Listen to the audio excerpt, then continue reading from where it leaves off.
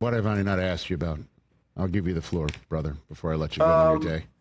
Well, you haven't asked me. You haven't asked me sort of at the if you want to talk about the top of the draft. You want to talk about some late round sleepers. How about both? I mean, ask me anything. I've been talking about this stuff for 3 months straight. So there's literally no question you can ask me. I know that. But I don't want to keep on asking you something that. That's why I want to give you the floor. You know what I mean? Like, what do you? Well, it's your fantasy world. We're just rent paying right now, Matthew. So go for it. I'll say this. We're talking about sort of, my ride or die, right? I do my ride or die every single year. Yes, sir. And so one of the guys that was that was the finalist for my ride or die, Amari Hampton, of course, ended up doing it, was Nico Collins. Over the past 2 seasons, Nico Collins is 3rd in fantasy points per target. And so Nico Collins is somebody he made my love list. I have him at wide receiver 6. I'm sorry, wide receiver 5. Mm-hmm. So I'm significantly higher Nico Collins than sort of consensus out here. Same sort of argument.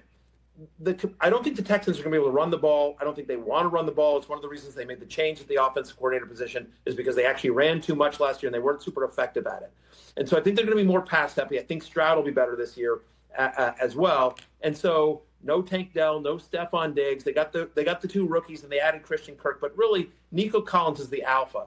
And my argument on Nico Collins is that he is one of the best wide receivers in the NFL, just on pure talent. He's an alpha wide receiver 1, the same way that CeeDee Lamb or Justin Jefferson or Jamar Chase are. I'm not saying he's as good as Jamar Chase, but he's right there with Malik Neighbors as well. But he's not talked about in the same breath as some of those guys, as some of those elite guys. And he really is. And so he's dealt with injuries the last 2 years, but the Texans scheme ways to get him the ball. And so I think Nico Collins, within the range of outcomes, at the end of this year, we're talking about number 1 wide receiver in fantasy, Nico Collins. That is within the range of outcomes if he can stay healthy because he is that kind of guy. And then top of the draft, it is Jamar Chase?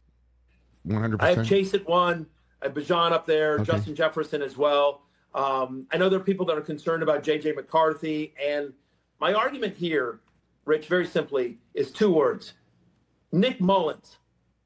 Justin Jefferson had 4 games with Nick Mullins as the starting quarterback and averaged over 22 fantasy points per game. Yeah. When you can produce with Nick Mullins, you can produce with anyone. All due respect to Mr. Mullins. I'm just saying, J.J. McCarthy is going to be just fine. I know you're a Michigan guy, Rich, so I know you're Team McCarthy here. But yes, it's outrageous that people are once again, every year they sleep on, they're like, Justin Jefferson, bad quarterback. We had the same argument last year where people thought I was crazy for having Jefferson as a top 4 overall player. And they're like, Sam Darnold, what are you going to do with? I'm like, he produced with Nick Mullins.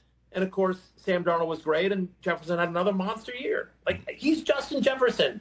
Hey, you made it all the way to the end. Thanks for that. Check us out every single day streaming live on Disney Plus and the ESPN app 12 to 3 Eastern.